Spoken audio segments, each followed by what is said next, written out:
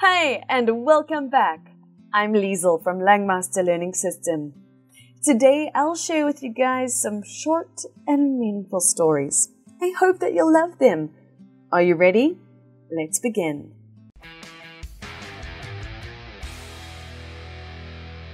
Our first story today is called An Afternoon in the Park.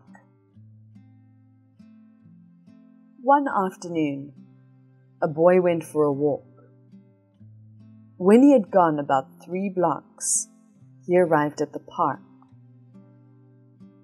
Inside, he met an old woman. She was sitting on a bench, just staring at some pigeons. The boy sat down next to her and opened his satchel and pulled out his lunch. He was about to take a drink from his soft drink when he noticed that the old lady looked hungry. So he offered her a piece of cake. She gratefully accepted it and smiled at him. Her smile was so pretty that the boy wanted to see it again. So he offered her a soft drink. Once again, she smiled at him. The boy was delighted. They sat there all afternoon, eating and smiling, but they never said a word. As it began to grow dark, the boy realized how tired he was, and he got up to leave. He began to walk away, but then suddenly stopped, turned around, ran back to the old woman, and gave her a hug. She gave him her biggest smile ever. A short time later, when the boy opened the door to his house, his mother was surprised by the look of joy on his face. She asked him, "What did you do today that made you so happy?" He replied, "I had lunch with God. You know what? She's got the most beautiful smile I've ever seen." Meanwhile, the old woman, also radiant with joy, returned to her home. Her son was stunned by the look of peace on her face, and he asked, "Mother, what did you do today that made you so happy?" She replied, "I ate cake in the park with God. You know, he's much younger than I expected." Next, we have a story about heaven and hell. A holy man was having a conversation with the Lord one day and said, "Lord, I would like to know what heaven and hell are like." The Lord led the holy man to 2 doors. He opened one of the doors, and the holy man looked in. In the middle of the room was a large, round table. In the middle of the table was a large pot of stew, which smelled delicious and made the holy man's mouth water. The people sitting around the table were thin and sickly. They appeared to be famished. They were holding spoons with very long handles that were strapped to their arms, and each found it possible to reach into the pot of stew and take a spoonful. But because the handle was longer than their arms, they could not get the spoons back into their mouths. The holy man shuddered at the sight of their misery and suffering. The Lord said, "You have seen hell." They went to the next room and opened the door. It was exactly the same as the first one.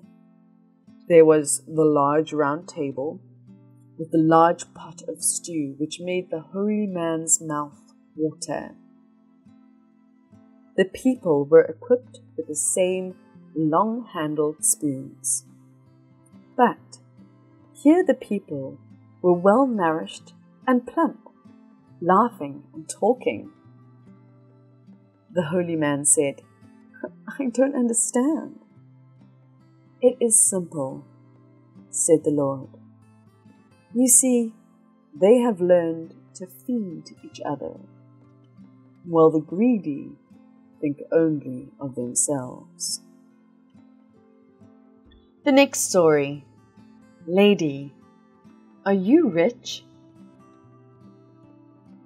One cold winter's day, I arrived home to find 2 children in ragged, outgrown coats huddled inside the storm door of my house. "Any old papers, lady?" one of them asked. I was busy. I wanted to say no, until I looked down at their feet.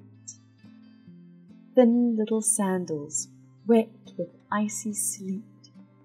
I said, "Come in, and I'll make you a cup of hot cocoa." There was no conversation. Their soggy little sandals left marks upon the wooden floor. I made them both a cup of hot cocoa and a piece of toast with jam to fortify against the chill outside. Then I went back to the kitchen and started again on my household budget. The silence in the front room struck through to me. I looked in. The girl held the empty cup in her hands, looking at it. The boy asked in a flat voice, "Lady, are you rich?" "Am I rich?" I said.